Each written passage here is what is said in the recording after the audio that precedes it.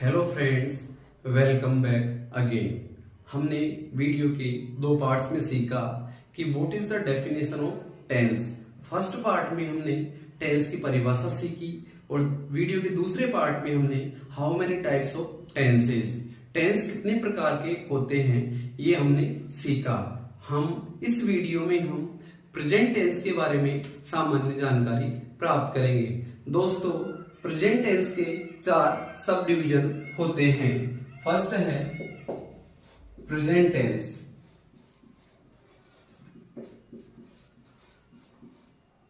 इसके चार sub division होते हैं।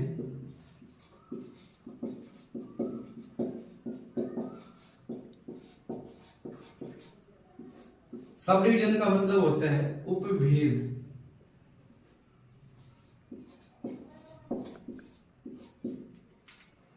फर्स्ट है सिंपल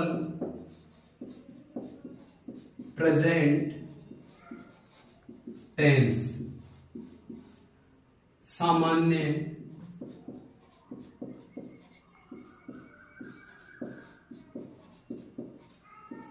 वर्तमान काल। सेकंड है प्रेजेंट कंटिन्यूअस टेंस, जारी वर्तमान काल। थर्ड है प्रेजेंट परफेक्ट टेंस, पूर्ण वर्तमान काल। और लास्ट है फोर्थ वाला प्रेजेंट परफेक्ट कंटिन्यूअस टेंस, जारी पूर्ण वर्तमान काल। दोस्तों, इस तरीके से प्रेजेंट टेंस के चार सब डिवीजन होते हैं। फर्स्ट है सिंपल प्रेजेंट टेंस, जिसको प्रेजेंट सिंपल टेंस या प्रेजेंट इंडेफिनिट टेंस भी कहा जाता है, जिसका हिंदी अर्थ होता है सामान्य वर्तमान काल। सेकंड सब डिवीजन है प्रेजेंट कंटिन्यूअस टेंस, जिसे प्रोग्रेसिव टेंस भी कहा जाता है। इसका हिंदी अर्थ होता है जारी वर्तमान काल। इट मीन्स कोई कार्य बोलते वक्त जारी हो, the work is going on in the time of speaking. Third इसका सब डिवीजन है प्रेजेंट परफेक्ट टेंस, पूर्ण वर्तमान काल। और फोर्थ सब डिवीजन है प्रेजेंट परफेक्ट कंटिन्यूअस टेंस, जिसे हिंदी में जारी पूर्ण वर्तमान काल कहा जाता है। दोस्तों, हम प्रेजेंट टेंस में फर्स्ट पढ़ेंगे सिंपल प्रेजेंट टेंस। इसको प्रेजेंट सिंपल टेंस या प्रेजेंट इंडेफिनिट टेंस के नाम से भी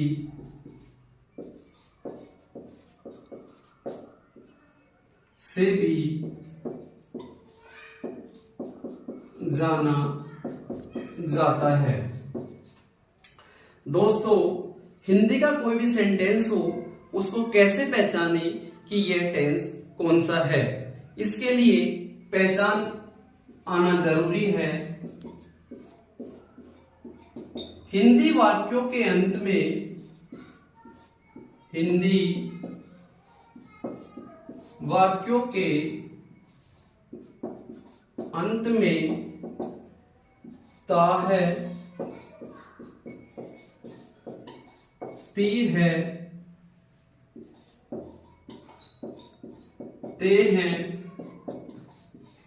ताहूं आदि शब्द आते हैं।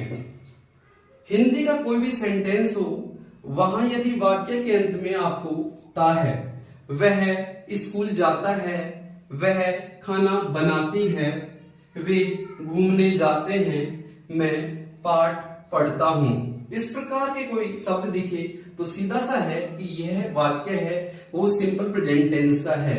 जब हम टेंस को पहचान गए, उसके बाद में how convert these Hindi sentences into English, इसके लिए निम्न पैटर्न काम में लिया जाता है।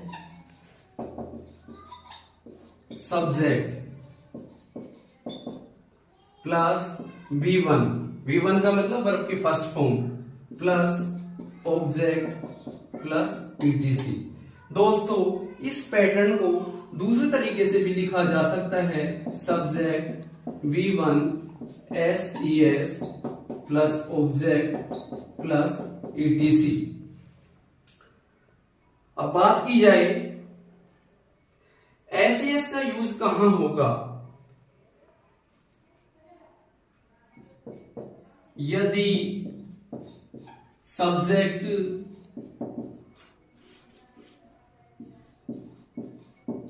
थर्ड पर्सन व सिंगुलर नंबर हो तो क्रिया के साथ SES लगाया जाता है। दोस्तों, यहां पे बात S या ES की करें तो अपने को यह जानना भी जरूरी है कि S किन क्रियाओं के अंत में लगेगा और ES किन क्रियाओं के अंत में लगेगा। दोस्तों, ES का यूज कहां किया जाएगा। जिन क्रियाओं के अंत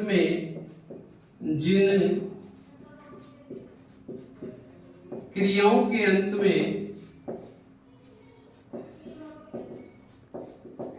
यदि आपको O S double S CH X SH Z या डबल Z दिखे तो वहां क्रिया के अंत में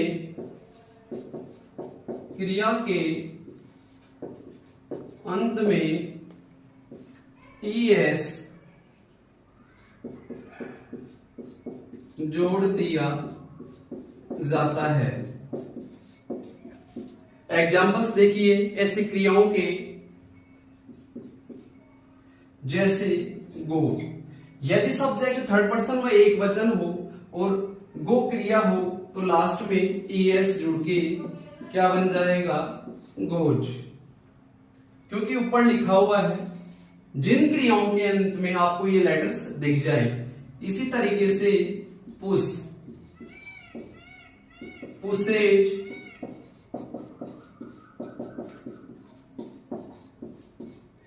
फिक्स,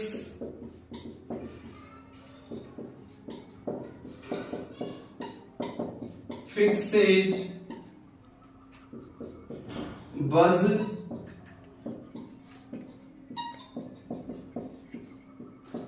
बजेज,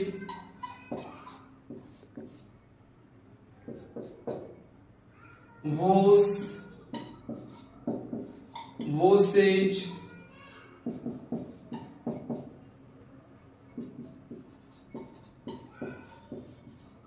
कैच,